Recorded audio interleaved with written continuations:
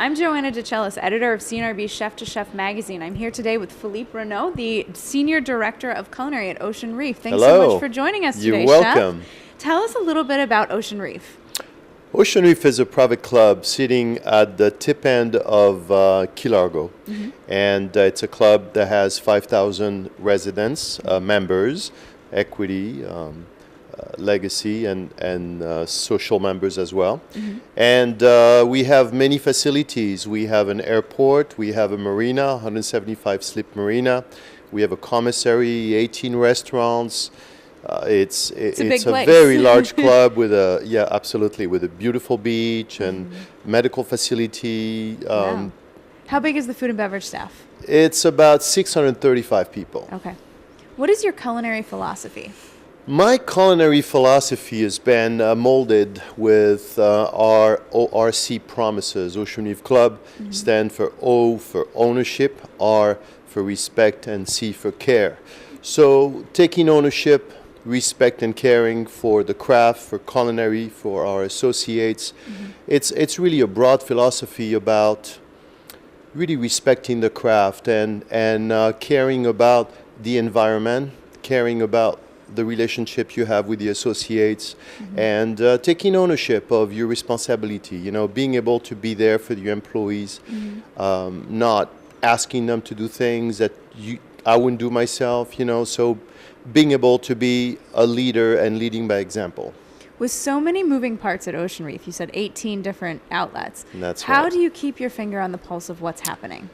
Well, every day is a challenge. It takes a lot of communication. We have a great senior vice president of food and beverage and lodging. He just been promoted to lodging as well.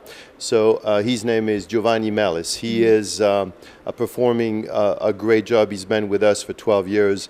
And on a weekly basis, we have a food and beverage meeting that basically reunify all the managers, front of the house, back of the house, stewarding, all the chefs. So we would have a meeting for about 35 to 40 people, all managers, and we basically adjust our clock. We talk about what's going on, what is up to come. So we know everything from the amount of reservations we have in the outlets to the amount of people, to the VIPs, and to all the parties that are going on. And basically visiting the kitchen as well. I have a great executive chef. His name is Chef Damien Gilchrist, and he's been with me for 10 years now. And him and I really divide and conquer. We definitely speak the same language. We get along. He's not only a friend, but he's a great professional.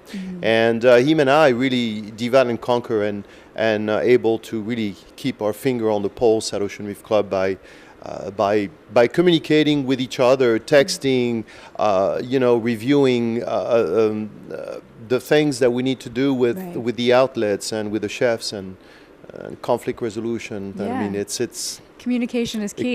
Communication is absolutely key. So you recently launched a food truck at Ocean Reef. Yes, we did. What did you learn during that process?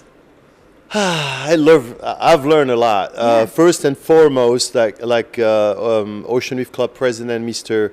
Lim Hayes would say, Philippe, you told us you were going to spend $70,000. You spent double.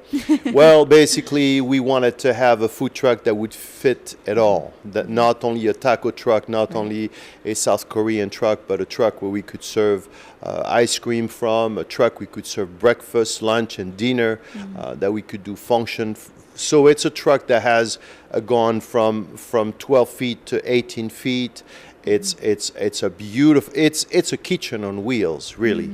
And what I've learned, beside obviously that truck costs a lot more than you think it does, service communication.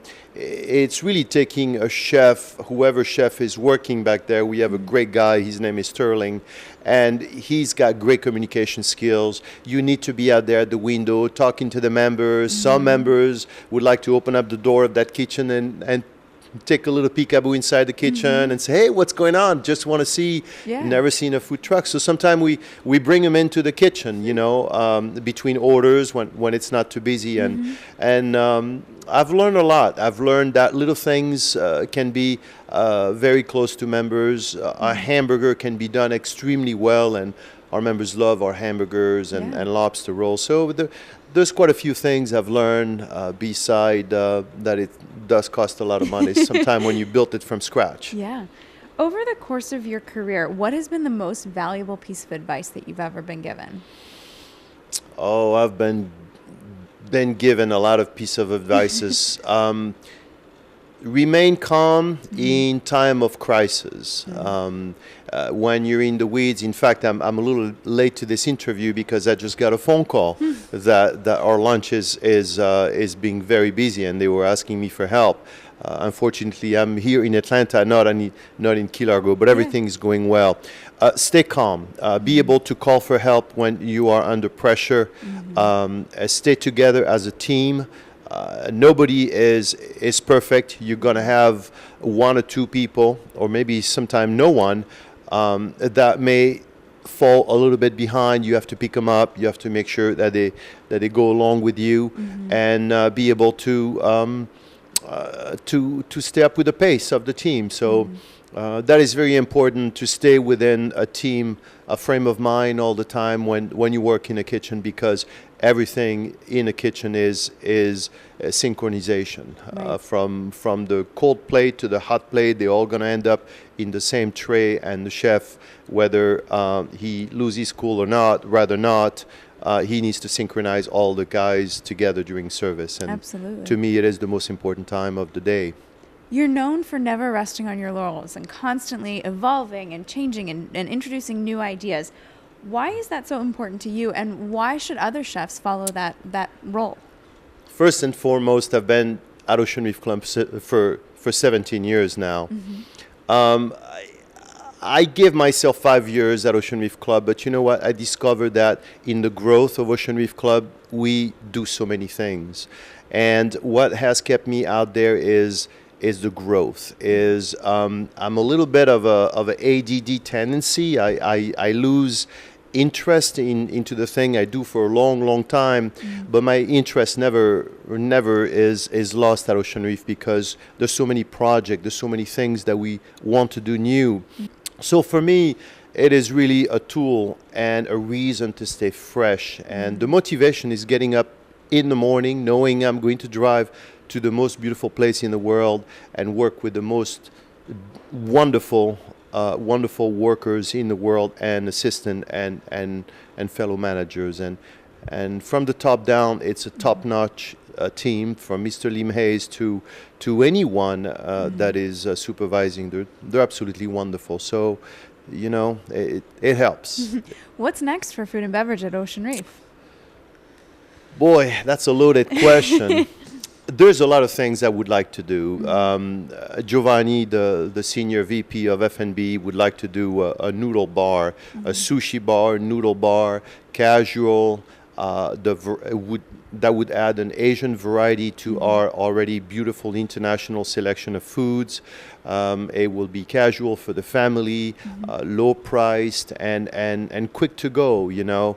I would love to do a brasserie bistro / wine bar as well, you know, mixing food and wine, and, you know, things that would be great. We are looking into doing a wine trailer as well. And I would love to have a little bakery, almost like a little village bakery, where you would walk in there into the village, and you would smell the yeast, baked bread, and from the bread, from the baguette, you'll be able to make sandwiches and take to-go food and sandwiches, and obviously selling pastries, croissants, baguettes, and other French-based bread. So there's many other things. I would love to own a farm that the club goes out there and basically purchase a farm and retain the farmer to grow our own vegetables. We do buy from the farm, but it's a lot nicer when you get them for free from them and they grow it for you. Right. So there's many things we could do. I mean, it's our imagination. You know, it's up to you, to us.